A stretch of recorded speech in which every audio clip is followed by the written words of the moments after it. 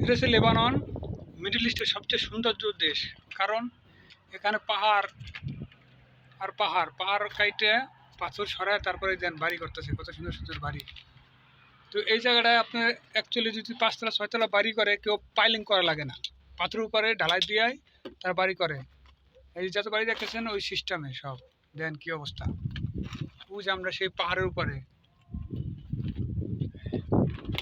সবচেয়ে সৌন্দর্য দেশ মিডল ইস্টের মধ্যে লেবানন। এখানে দ্বারা আপনি পুরো সমুদ্র উপভোগ করতে পারবেন। ওই যে পাহাড়ের উপর দাঁড়া গেলে পুরো লেবানন শহরটারে উপভোগ করা যায়। এই যে নিচের দিকে তাকান, নিচের অবস্থা দেন।